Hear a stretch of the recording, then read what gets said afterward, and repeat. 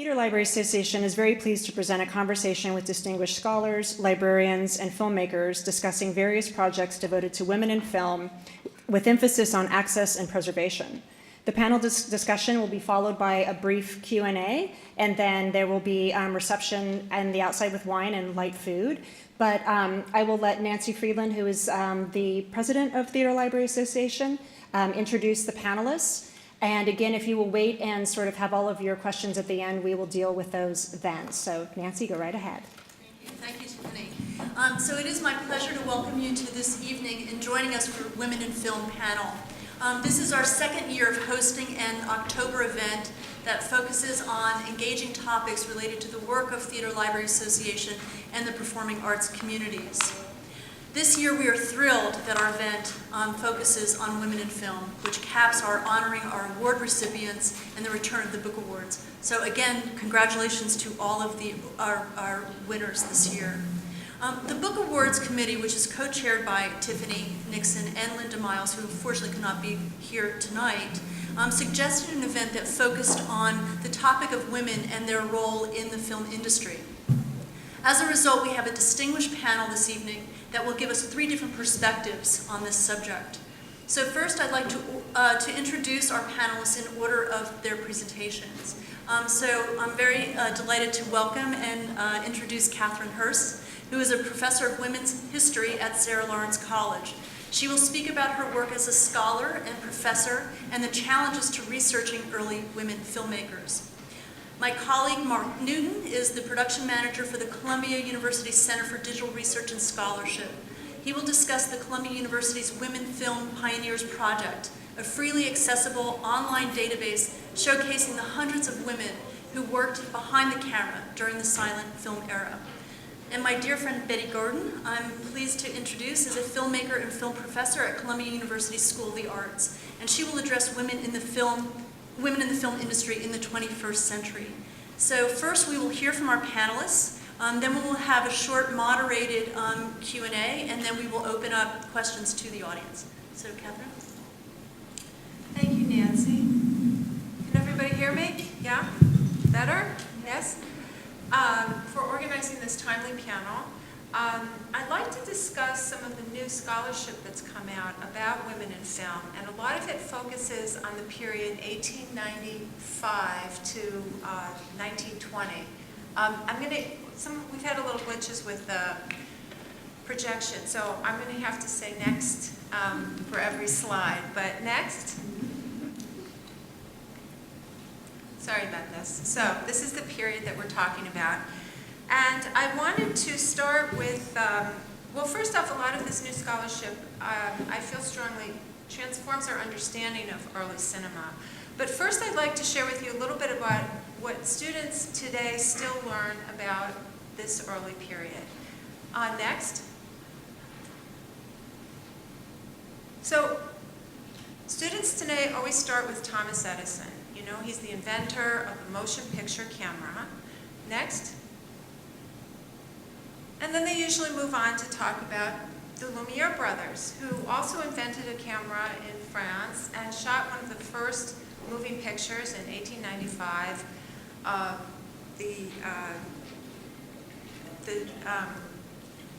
the train leaving the Lumiere, the workers leaving the Lumiere factory, sorry.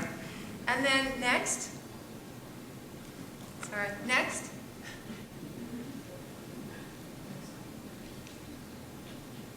And then Edwin S. Porter, who is usually considered the, inventor of cross-cutting in his Great Train Robbery film. Next. And finally, D.W. Griffith, who film students often come away thinking is the only one who's ever made silent films during this period, and of course, invented the language of cinema. So, fortunately, some of the scholars have researched some other angles of this period. And next, I've discovered that, yes, Alice Guy Blaché was also making movies in the 1890s. She worked for a company called Leon Gaumont, and she worked as a secretary, and then borrowed his camera equipment to shoot just a couple of short scenes in 1895, right after seeing the Lumiere brothers short. And next. And she's now credited with creating one of the first narratives of motion picture called La Fée du Chou, or the Cabbage Fairy, 1896. In France, some of you may know, instead of the stork, the French think that babies come from cabbage patches. So this is rather an amusing piece. And then next, she also did over 100 shorts working for Gaumont, and this in particular, Madame's Cravings, is about a pregnant woman who goes around stealing things, and in this instance she's stealing a little child's candy, and her poor husband has a baby carriage pushing it along and trying desperately to get her to give the candy back to the little kid, and then she starts stealing other things. So she's got quite a wonderful sense of humor. And then in addition to these, she also, next, directed in, let's see, where am I here? Sorry. 1906, she directed The Life of Christ. And this was a 25-episode film using 300 extras. And it happened to be 2 years before D.W. Griffith directed his first one-reel. So, needless to say, there's a lot more to this early period than what a lot of students are getting these days. Alice Guy Blanchet worked with a bunch of innovations in film that are basically credited to others.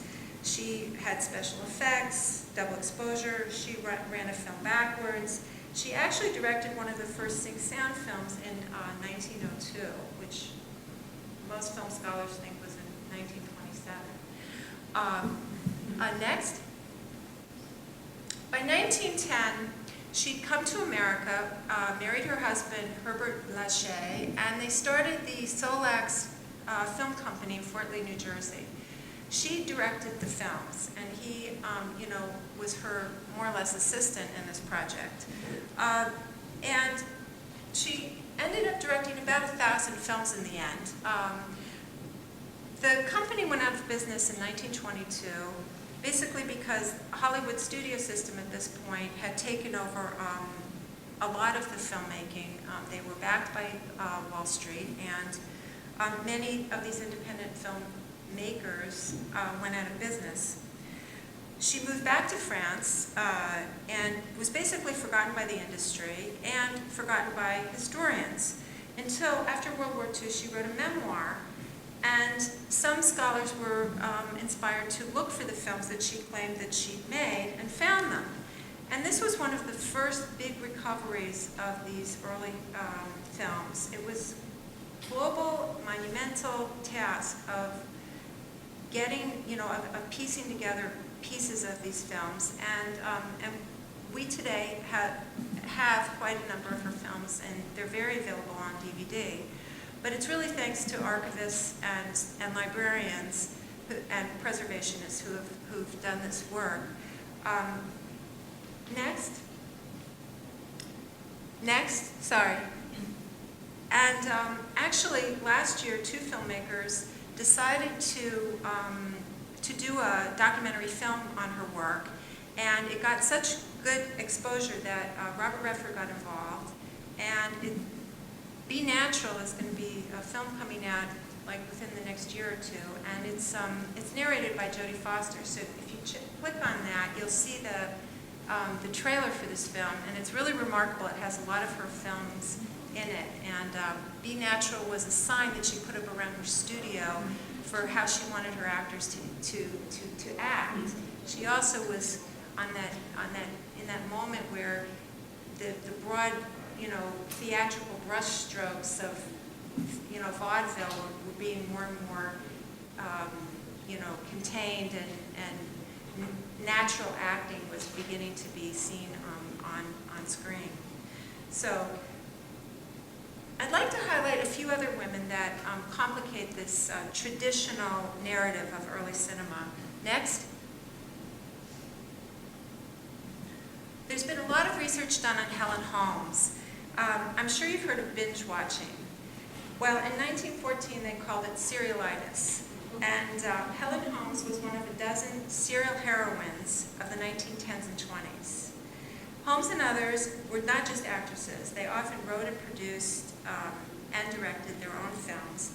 And they did all their own stunts. So next, Helen, who was the character Helen was a telegraph operator, who in this piece, as you can see, spent much less time in her office and instead was always jumping on and off trains to capture the thieves. So take that, Breaking Bad. Next. Sorry, next.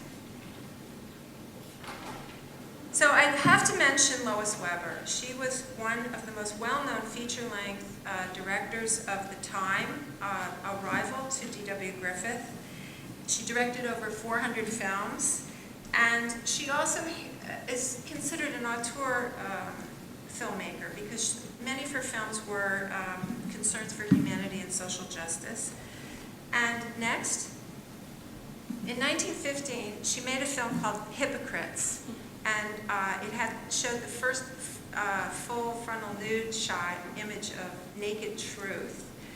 It's a film about hypocrisy, and naked truth appears periodically to sort of make everybody feel nervous. So, next. I also have to revisit someone you probably all know, Mary Pickford, and she was, of course, the sweetheart actress of America, but she was also an astute businesswoman. And next, in 1919, she participated in creating United Artists with D.W. Griffith and Charlie Chaplin and Douglas Fairbanks, her husband. So, next, and of course, I can't leave out the two extraordinary experimental film makers of the time. Nazimova was a Russian woman who lived in New York and then later in LA. And Germaine Dulac was considered one of the first surrealist filmmakers in France. And they both wrote and directed and owned their own production companies. And then next, I'd also just like to highlight Dorothy Arzner, who was one of the most prolific film directors in the history of American cinema. And her directing spanned the silent period into the sound period from 1919 to 1942. By this point, though, she was the only woman working in Hollywood directing films. So, next. I'd like to add that so far we know of two women of color making movies in the early 20s. Tressie Saunders and Maria P. Williams. They're considered the first African-American filmmakers to date, and while their films have not been found, the titles of their films have been found in newspapers of the period, and they were written, acted, and produced by all-black casts. And then finally, next, I'd like to highlight Marion Wong. She was one of the first Asian American filmmakers who started the Mandarin Film Company in Oakland, California. In 1916, she made the first multi-reel, all-Chinese cast feature film. The film was lost, in quotes, literally until 2005, when two reels of the 35mm neg and 60mm print were found in the basement of an American Chinese Historical Society building. And this is the sort of painstaking research that librarians and preservationists and scholars do. It's often an advertisement or an article in one of the newspapers of the period. And then it's a small miracle to see if any of the films themselves can be found. In this case, you know, a reel in a basement. And then it's the sharing of knowledge and the writing of the scholarship. About 20 years ago, film scholar Jane Gaines came up with a brilliant idea. Next. Sorry, this one needed 2 taps. Next, there we go. The Women Film Pioneers Project. This is an interactive, web-based encyclopedia of women filmmakers all over the world. Over 540 women filmmakers of this silent period have been found to date from all over the world. India, China, Japan, Croatia, Portugal, most recently Egypt. So you'll hear more from Mark Newton about this project because he made this dream come true. And I'd just like to finish with revisiting why this early film history is so important. First, it's the truth about early cinema. Women participated not only in front of the camera, but behind the camera during this period. And so they're part of a long legacy reaching back to 1895. Secondly, it recasts this whole period in a new light. Suddenly, 1890s to 1920s is looked at as a period that allowed filmmakers of all different, women, men of different races and backgrounds, all making films during this period. And often, even though there was quite a bit of racism at this point, and women and people of color were not able to make films for, more mainstream audiences, they did make films for their own communities. So it's an important, transformation of this period. And then it's interesting to note that by the 1920s, Hollywood had begun to be a big business and began to vertically incorporate, where production studios and distribution theaters shut out a lot of these independent filmmakers. There are parallels to today. We have new technologies, the internet, and we have cheap ways to record film. We can even record it on our cell phones. However, the business of Hollywood still stands in the way of equitable access and distribution of these films. So I'd like to also just visit quickly what the global situation for women are today. I recently attended a global symposium on women in film sponsored by the Gina Davis Institute using the research of Stacy Smith out of USC. And the global statistics of top grossing films in 11 countries were compared at this last global meeting. So these aren't just statistics for the United States. They were also China, India, Japan, Russia, 11 countries were involved. Women continue to only represent 7% of the directors making films. Only 20% of the films are written by women, and only 23% of the films are produced by women.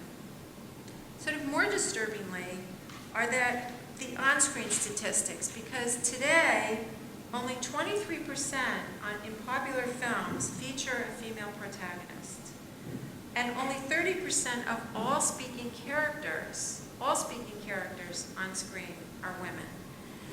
These representations of girls and women on screen are frankly disappearing. Tonight we're fortunate to have Bette Gordon here to talk about being a woman filmmaker in this kind of challenging environment. But finally, I'd like to thank all of you, librarians, archivists, film scholars, and students, and budding filmmakers, I hope, who continue to make women's stories visible. So thank you.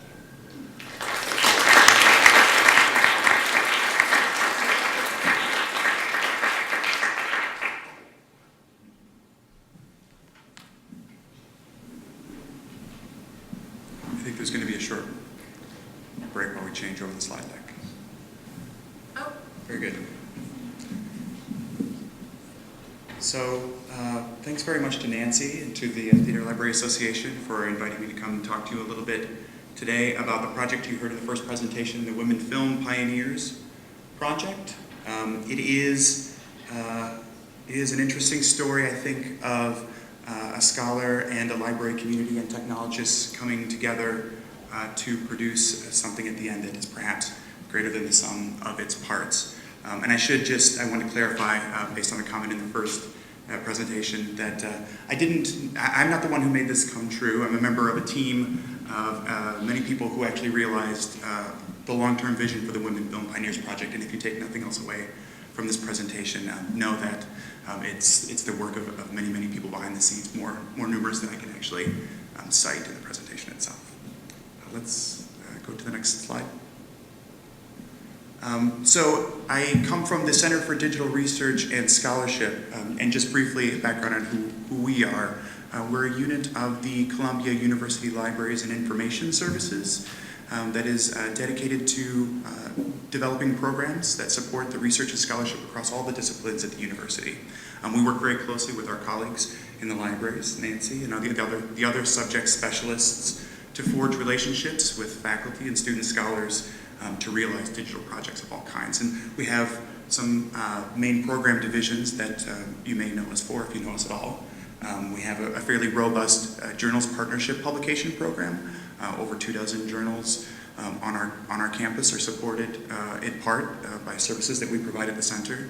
We're also champions for open access to scholarly research, and we have our scholarly communication program at CDRS, that's how our acronym is pronounced, to support that. And just a quick plug, next week is International Open Access Week, and there will be week-long events on near the sundial at Columbia, but they're also being sponsored by our group. And we also maintain what's known as an institutional repository, a digital research repository called Academic Commons at Columbia University, where we provide access and preservation to the scholarly outputs of the entire university community. Next slide. And so here it is in bullets, and it's, I'm sure, woefully sort of lacking in detail, but in broad strokes, this is the project timeline that brought the Women Film Pioneers Project to CDR's doorstep and what it took to get it launched. Conversations began in 2007 with the director of our center, Rebecca Kennison, and professor of film studies at the School of Arts, Jane Gaines, around an idea for a multi-volume print work on the untold histories of women in the era of silent film, to bring out the point, of course, that was raised so eloquently in the first presentation, that they were not just actresses. The conversation quickly developed, as you might imagine it would, with the Center for Digital Research and Scholarship, into what could be done also in the online medium. And by 2010, the project had morphed enough through a series of conversations from becoming something that would be realized through a print vision to something that could be realized online.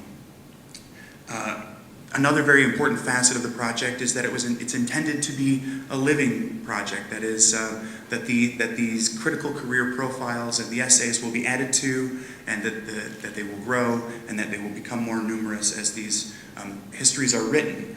This led us to believe that perhaps the way to get this achieved was through something that's called a wiki. A wiki is a collaborative editing environment where you might imagine a collection of scholars working in this area might be able to contribute. We actually got down the road quite a ways, building it on a platform that you all know as the one behind as Wikipedia, MediaWiki. And it became clear somewhere around the fall of 2011 that what we really needed to do was not just create an environment for collaboration, but to really be able to build a robust and attractive and easy to use and easy to administer platform. And so we began the migration process from MediaWiki to WordPress, which actually underlies a number of the center's projects. And following that was a series of conversations around the visual redesign, copy editing of the texts, collaboration with our metadata specialists to build taxonomies to facilitate certain site interactions that you'll see in the next slides. And we met our launch just last fall. And there's a very interesting story about that. And if I can get through my presentation quickly enough, I will get to it. Next slide, please. So by the numbers, here's where it stands today. There are 192 pioneer profiles that have been loaded by Professor Gaines and her many student fellows who participate in the editing and creation of this project. There are 8 overarching overview essays, and there are a number of taxonomies, I say, that have been developed behind the scenes to facilitate site interactions. Again, the idea is that this site is organic, that it will grow, and that it will roll out in phases. Our fall 2013 launch was phase 1, and it is intended that these numbers will continue to grow over time. Next slide. And here are the cast of thousands. The CDRS staff I'm representing to you today as the production manager, running a team of developers who were sort of behind the site build. There's also, of course, the editorial team, which I've mentioned, and our colleagues in the libraries. Just by way of understanding a little bit about the technology and architecture that underlies the project, as I mentioned, we made the choice to move into WordPress because of its easy scalability, its large user community, the ability to build attractive interfaces, but also to attach what's known as bootstrap styling. These are the styles that you add to a web page to make sure that it functions appropriately on different form factors, your tablets and your phones. Also, just to note that we also realized that we had a lot of work to do to understand the kinds of content that were coming in to populate the Women Film Pioneers project. Not only were there the pioneers themselves, for which there were individual critical career profiles edited and added, but there were also a cast of other individuals that needed different sorts of treatment within our environment. Next, please. And so I'll just take you through a couple of screens to show you where we started and then where we got to. And so there'll be a few nexts here in a row. But from some of the early design patterns, next, we began to quickly sort of move into a design that encouraged us to really embrace the medium of film and many of the sort of iconography and designs, and actually the pioneers themselves of the era directly into the design. Next, please. And so you can see that it was in this phase for quite a while, actually, as we were undergoing the process of doing all of the copious editing of the profiles themselves, and while Professor Gaines and her editorial colleagues were soliciting additional manuscripts and revisions to those manuscripts. Next, please. And so you can see here that we begin to sort of focus in on what becomes the final design. Not only is there the platform migration, but there was the content and data modeling that we needed to do. For example, we knew that we were going to have pioneer biographical information, but that we also needed to have information about the essays, the critical career profiles and the essays themselves. Should we choose to try to model this all within the idea of a WordPress page or a WordPress post? This was something that we wrestled with for a while, and we ended up deciding to try to separate the data model so that we could model biographical information about the pioneers in separate ways from the critical career profiles themselves, and then reattach them on the front end, which is what we did, but it was a difficult choice, and in the end, I'm not sure if we could go back in time, would we do it the same? Improved design by focusing on content and users, one very major theme, I think, through all of our conversations, which were quite regular in our center with Professor Gaines, was the intent to make sure that this read as a scholarly resource, that this was very useful to scholars, and that it wasn't just Facebook for women in the era of silent film. And so we actually did quite a bit of work to focus on the presentation of long-form text, to focus on typography, and to make sure that we had the signs and signifiers on each of the pages that it would read as a scholarly resource, appropriate bibliographies, appropriate citations. Next, please. And so what you're looking at here is just a little bit of the back end. This is the bit that those who get to log into the system and actually have to work with the content get to see. As you can see on the left, we've modeled custom post types. If any of you here have ever worked with a WordPress blog, for example, this will look a little bit familiar to you, but you can see the places where we've done customization. There's now places to put information about people, essays, to insert the profiles themselves. On the right, we have links into those vocabularies that you apply to each of the pioneers. Next, please. This is one of a few screens I just wanted to show you in the final design. And if you go to wfpp.cdrs.columbia.edu, you can browse this for yourself. This is one of the Pioneer browse screens. Next, please. The same Pioneer browse screen, but with more of the metadata exposed to help users with advanced search or more informed search needs. Clicking on any of those values in the taxonomy for the occupations or for the appropriate geographic locations assigned to each of those pioneers will take you to a list that corresponds to all of the pioneers in the database that performed that role or who worked in that place. Next, please. And this is the Pioneer profile page itself. What we also really wanted to do in this project is to highlight many of the very high quality and unique Pioneer images that were obtained for the publication of this website. And so we chose to make them very prominent. And next, please. But as I mentioned, we were really focused on that reading experience, handling the typography responsibly to enable the reading of long-form narratives and the embedding of more of those images, of which there were many. Next. And here's the home page. And again, I think that the clause sort of right underneath the top menu really encapsulates the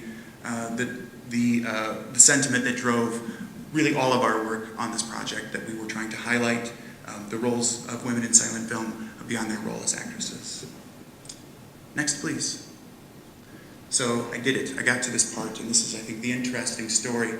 So we had a launch date set, but it turned out that Professor Gaines had an opportunity to speak at a conference in Australia shortly in advance of our official launch date. And wouldn't it be great if we could get her sort of an advance copy of the website to privately show at the event? And so we were able to do that. We put together something on a test website and provided her with some bookmarks to highlight the website itself. And something very interesting happened. Next, please. Professor Gaines writes back very quickly to tell us, just to let you know, the head librarian at the Australian National Film Archive was so thrilled she sent it to a friend who retweeted it to thousands. Our communications coordinator nearly fell over. But we had scooped ourselves with this early beta release announced over Twitter. Luckily, we had an analytics package running on the website so we could begin to watch the traffic roll in. Next, please. And what happened was really sort of wilder than we could have even imagined, is that we were picked up by many of the websites corresponding to the popular press. And for all the work that we had done to make sure that this read as a scholarly resource, it really became clear that there was a cross-audience appeal, that there was an appetite for a deeper understanding of women in the era of silent film, and there was glowing reviews all around. And again, we had not really done any promotion yet. This is all in advance of our official launch. Next, please.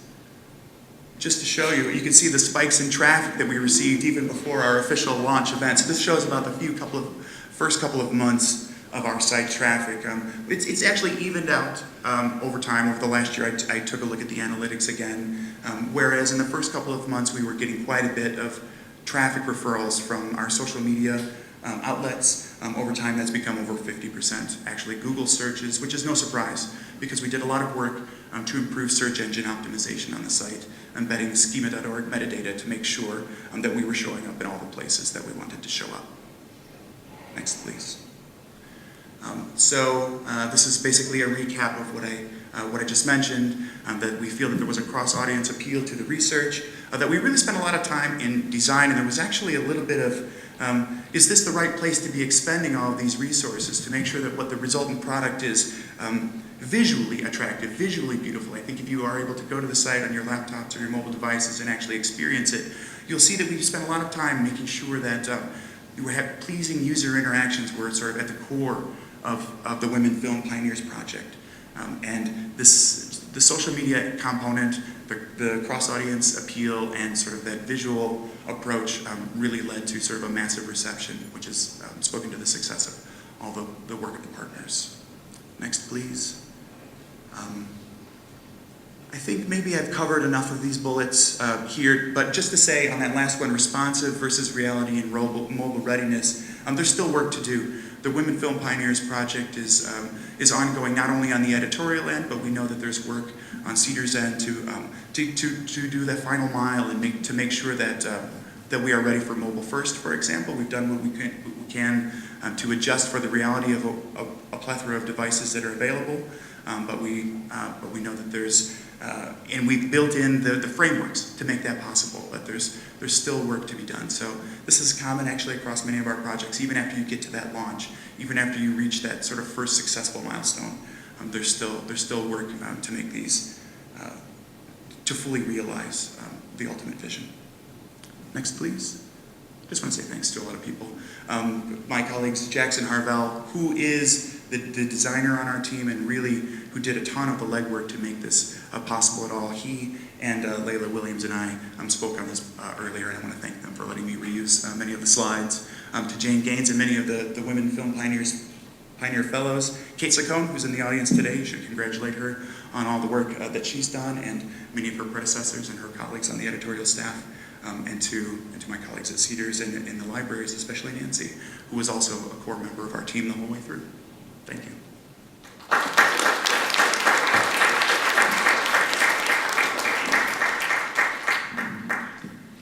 Okay, now to filmmaking, which is pretty hard. And you gotta, really know that I guess I grew up when I began to make films with none of this incredible research. So in a way, we were beginning to do some of this digging.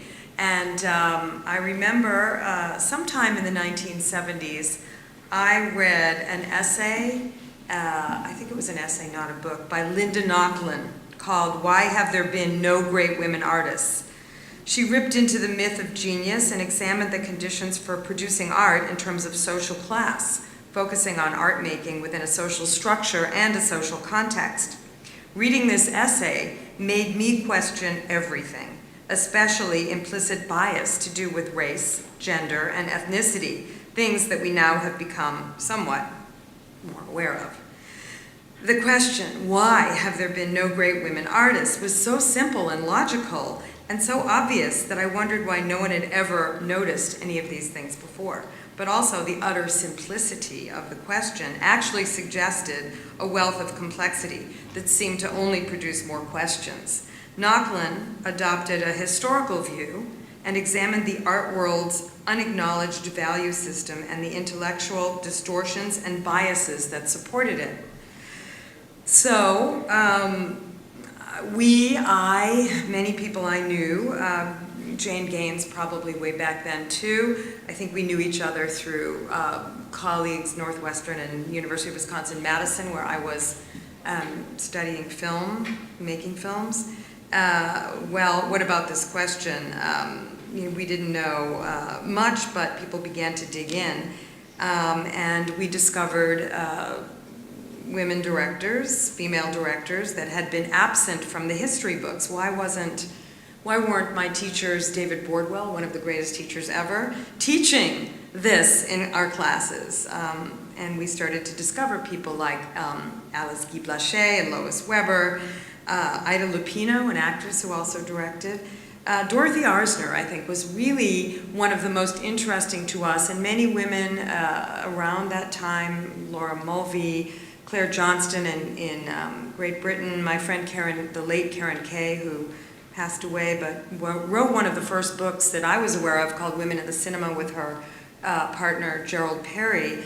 This movie became the seminal study of a film directed by a woman that had a very controversial moment in it, which you guys probably, most of you know, where Lucille Ball is a kind of a stripper, and she's enlisted Maureen O'Hara, who's desperate for a job, to join her. And the moment when Maureen O'Hara, kind of reduced to this difficult thing of stripping, walks out into the all-male audience, except for one woman, and addresses the audience directly, saying, you're watching us. This is all about the idea of objectification and the gaze. You think that you're watching us, well, let me tell you what we think about you up here. So it was a very kind of seminal moment. We kept going back to that moment and thinking about, oh my God, what an incredible piece of filmmaking. And we looked at all of Arzner's other films, and it was very exciting. Agnès Varda in France, Shirley Clark here in the, let's say, 50s, the beat time of all the male beat artists, and some of the Robert Frank and other people of that time. So there was Shirley Clark. But all of these people we were just getting very excited about. And I think that it was really, at least for me, that it was Linda Nochlin who provoked me to re-examine and to look again and reevaluate what had come before. But the film industry was then, although less so perhaps, when you think about the early 20s being a time of the production of art, that maybe making films was not so much an industry as it is today, and so women were highly participatory. But the film industry today is still predominantly white, male, and Kathryn talked about the statistics, and I just have to say them again because it never fails to amaze and depress me. That only 5% of films made today in Hollywood are directed by women, and only one woman has ever won the Oscar, the Academy Award for Best Director, in the Oscar's 60-year history. Among the statistic, and you guys know it, 250 top grossing released films in 2013, only 7% were directed by women and 10% were written by women.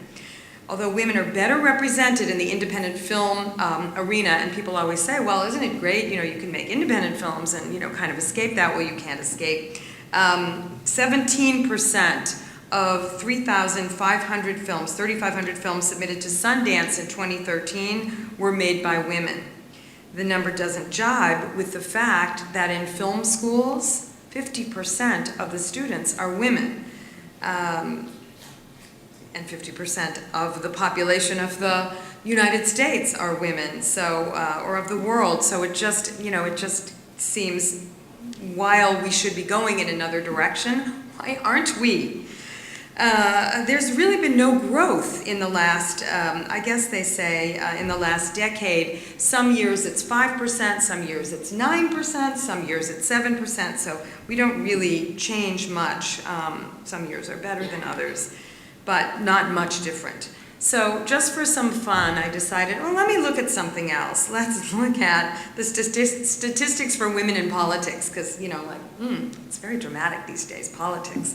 20%, that's better than in film, of Senate members are women.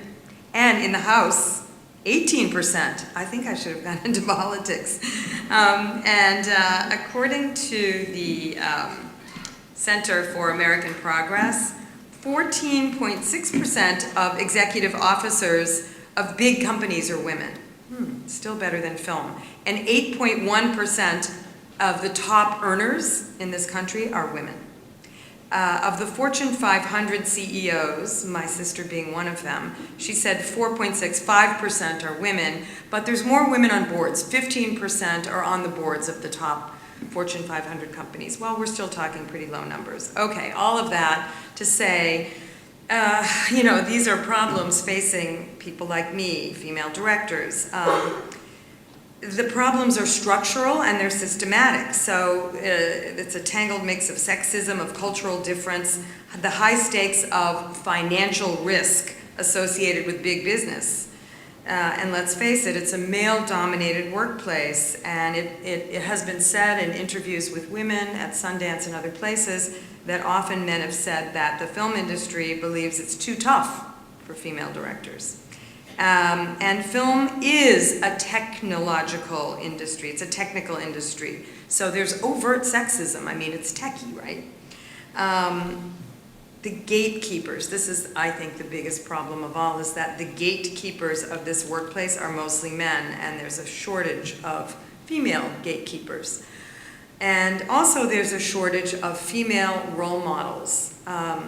I think that the work of the Pioneer Project and of archivists and historians is so important for the future generation of women, because maybe having more role models will change the way in which people, not only filmmakers seeing themselves represented, directors as women, hopefully will encourage more and more women to be brave and strong and rise to the occasion.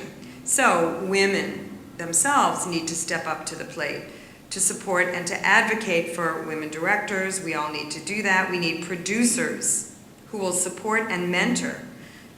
We need companies, both large and small, who will hire women. Without activism, it's hard to make progress. We also need to encourage activism in our audiences. How do we do that? Yes, it's through publicity, it's through articles on the internet and the print press. I mean, there's so many ways in which we really have to galvanize our audiences. Even in crowdsourced funding, I think it's a good way of letting people know about women who are directing and that the projects are really worth supporting.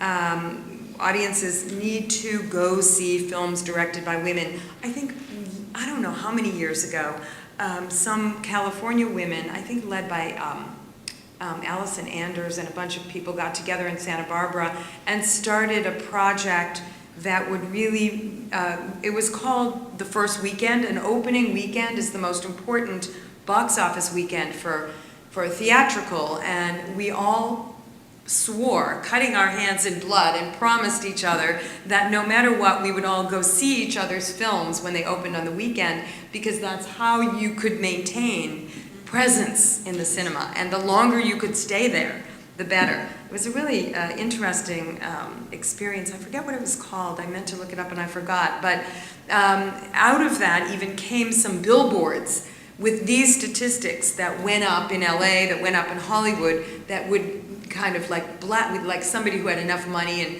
people, put money in to buy these huge billboards on Sunset Boulevard and other places in LA that would announce these statistics right around the time of the Academy Awards.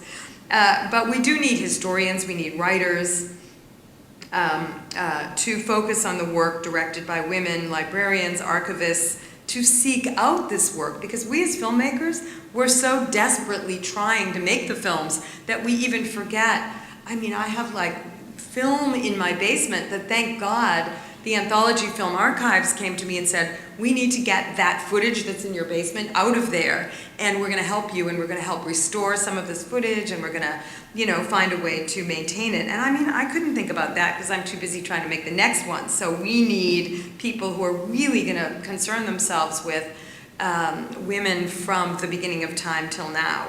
And we also need to learn something really important, which is to promote ourselves. To do what the guys do, we have to be able to be bragging about how great we are, and we have to know how to promote ourselves in such an important way.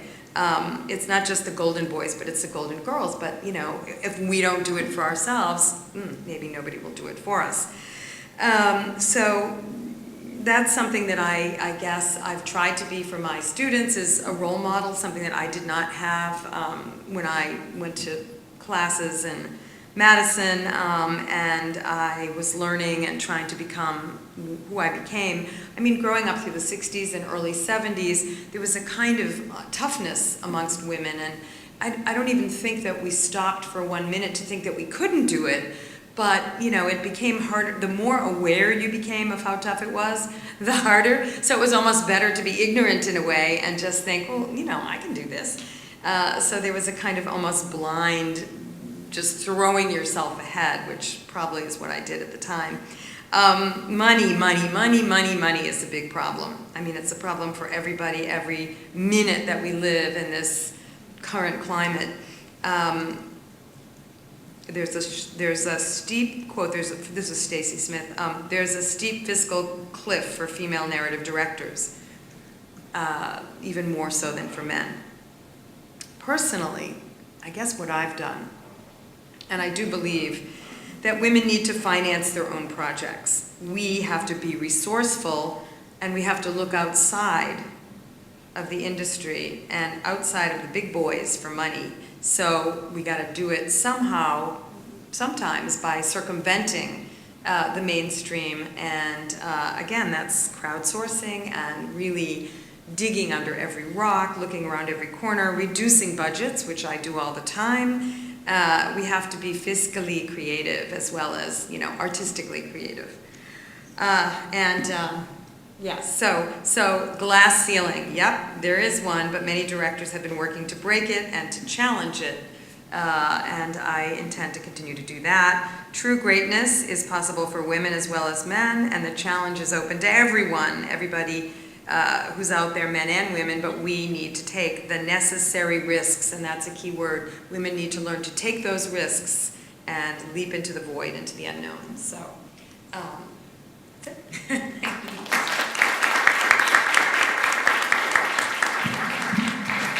Thank you all. all. This is very, very interesting. So in the concern for time, we do have about 10 minutes, and I'm just going to open it up to questions from the audience at this point. So, yes, please. Yes, well, talking about money, Mr. Newton. So did Columbia completely fund this project, or did you go to the NEA or IMLS? Yeah, the project is funded. The project was supported by the center, so it's not externally funded. It was the resources of the center, the staff there, and it continues to live on the library's web servers. That's where it's at. So I'll ask a question just as a follow-up to that, Mark. So in planning for the future, what's sort of the long-term strategy for sustaining the website? I think we're in a good position just because as I described, sort of the constellation of our center, having a focus on access and preservation, that the digital repository program is also housed within our center, that has at its core this idea that we will carry the digital scholarship produced at Columbia into the future, that the library's web archiving unit also is sort of a part of the constellation of players at Columbia, and so we were able to work within a set of web archiving guidelines that is sort of a fail-safe. If ever things do need to come off the web, they actually don't. They stay on because there's that web archiving unit that's working sort of behind the scenes to make sure that things stay online. So it doesn't really speak to the financial sustainability question, but to the question of the sustainability of the project and its viability as an online product. I think being housed within a libraries organization actually speaks quite well to its prospects. How did you actually find folks that make this? What was the strategy of Is this a question for me? I'm sorry. how did you find them? The women filmmakers and researchers. So there's a very interesting sort of maybe this is for you.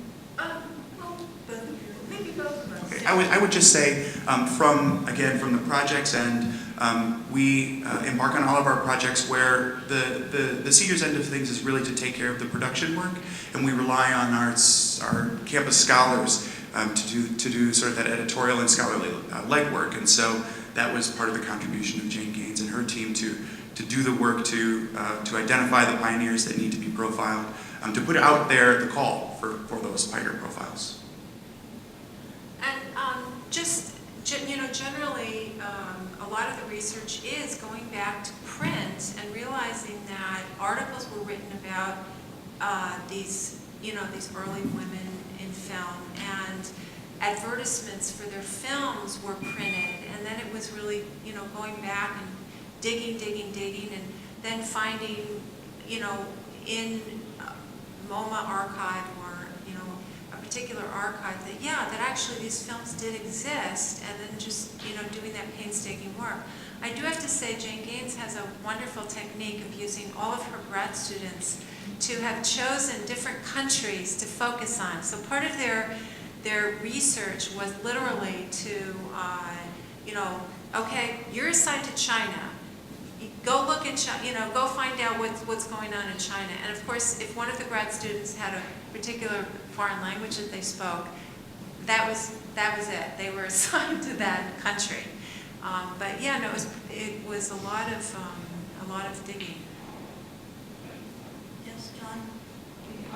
I'm curious, the statistics you're talking about, what, if they're being comparable, I mean, sure, I have it, but I don't know if you're up on them, statistics in the television industry, about participation of women in comparable roles in the television industry. Is there a big difference? Is it, more the same? It's changing as we speak because television has just had an incredible resurgence, but still, and I've worked in television, maybe this might be the first year in which women are actually participating as directors. I've gone on sets where, I've been the only woman, but very, very, very, very difficult to get a job as director in the industry because it's sort of a male team. But that is changing. I don't even know if there are statistics yet, because really I would say as we are talking now, so many women have been rising to the occasion of this whole new way of telling stories on television.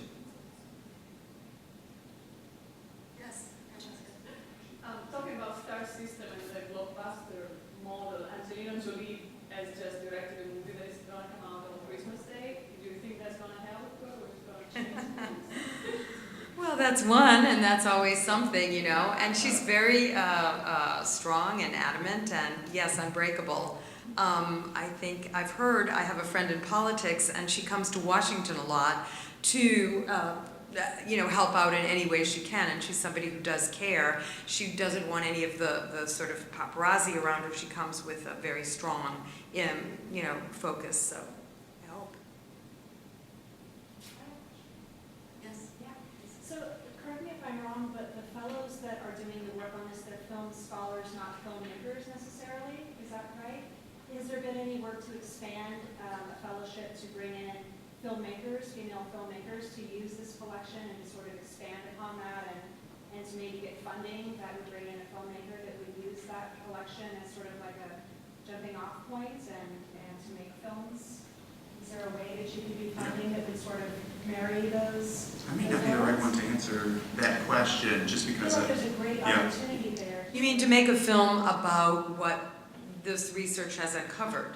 No, just to use, you hear of artists that come in all the time and they get inspiration, they look at these other filmmakers, they use it as sort of like a jumping off point, so not really to make a film about it because obviously that's been done, but to have a fellowship where a filmmaker could come in and sort of under the aegis of this Women Film Pioneer Project, but would be a filmmaker, not a film scholar. I wonder if that's something that you guys have considered or would think about. Is that possible? Yeah, no, it's an interesting thought about the project, but I think that the sort of the thinking of the project to date has been it is chronicling these women who were just didn't have the voice that was necessary. So it has been an assembly of scholars who have done the contributions. And I think what's really interesting about the open access model is that so with Jane did start with sort of building her list of pioneers that must have had to be included there. As Kate said, there were then discoveries of additional. But I think with the open access model, what's also resulted is that they started hearing all of a sudden from people all over the world. You know what? Oh my God, I have a photograph of this woman, or I can give you this document. So that's one of what was so strong about it. And I believe that there's going to be plans for expanding where now they would focus on actresses. So sort of the behind the camera and so on. So most of the folks and the students that Jane's worked with are her MA students. So at Columbia School of the Arts has the MFA where Betty teaches, and these are filmmakers. And then Jane is teaching for the MA in film studies. So they're not necessarily filmmakers. They're students who are, many of them actually going on to PhDs in film studies. And then of course just her network of scholars from all over the world that have contributed. But it's interesting. I mean, it's to think about. I do hope that film, students who are or young filmmakers are just influenced by, wow, I didn't know that this filmmaker existed. And as Kate sort of mentioned, it's just that promise that films will be found and that there will be a distribution company that will restore them and then release them so people can see them, which is always another part of the whole exposure formula, I guess. Yeah. I'm kind of reminded of the efforts that are going on to reclaim tech history for women who pioneered in that field but were ignored and whose contributions were just swept under the rug and never pointed out to act as models for people who might be coming along and might be inspired to do it. Has anybody sort of looked at that effort to see how they're doing it or how you get the word out? That's interesting. I don't think, at least as a part of this project, that wasn't a component for us, but I do take your point. It's very interesting correlation. I think if I can jump in, I think what's interesting about, I teach in the Women's History program at Sarah Lawrence, and I think what's interesting, about suddenly, in quotes, discovering that women were involved in this as well, is, it also becomes transformative of the whole history. It's not just like, oh yeah, there were a couple of women that were involved too. It actually changes the whole picture in a lot of ways. And, we're so used to sort of, putting one person, usually a white male, on a pedestal and saying, aha, you know, he invented X, Y, or Z, and then you suddenly realize that, well, no, that's actually not how it happened, and, you know, that there were people. It also tends to be somewhat American-centered, you know, even with what I was presenting. You know, it's kind of like the history that our students learn are, you know, the American version of early cinema, right? We know that the French were really involved in early cinema, as the Russians were, and, you know, a variety of other nationalities were. And the same thing goes, I think, with technology, that it was really a global effort of a variety of different individuals, and yet, for some reason, the history is, you know, this very sort of American white version. So, yeah, I think that was written about recently in, I don't know, I want to say Vanity Fair, that there were, or one of the other big magazines that's exposing again that, yeah, women were involved. And doesn't that change the nature of what we understand new technology to be? It's not just this sort of, you know, very narrow effort. It's actually a more, you know, open-ended effort. So I'm actually wondering about the whole concept of radical archiving, which is, I'm in library school right now, and there's more discussion about sort of reclaiming history by archiving it from a different perspective and allowing different groups to create local archives and more grassroots archives. And it seems like that's what you're doing in a way. I think that that's exactly why the early cinema was written the way it was. Film scholars, usually men, went and they looked at the film histories of various studios. And the studios didn't necessarily write in everything that women were contributing. In fact, in the case of Alice E. Blanchet, Leon Gaumont wrote his history, writing her out of it at first. And then she wrote the memoir, and then he actually came back and apologized to her. And she won a Legion of Honor, award after the fact. But, you know, it's that sort of thing, like, it has to do with how things are organized. Absolutely. I think that we're going to end right here. Yeah. So we have to, sad, but this could be a very long conversation to continue, but I want to thank the panel again and appreciate all of your presentations and talk and knowledge about this very interesting topic. And thank you to the audience for attending, and I hope that you will stay and join us.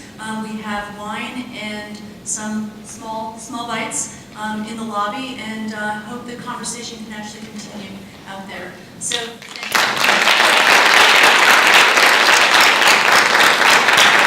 And also, before we go out, Theater Library Association does want to thank New York Public Library for hosting tonight, and we'd like to thank Grand AZ Bakery that graciously donated all the food. So, thank you again for coming.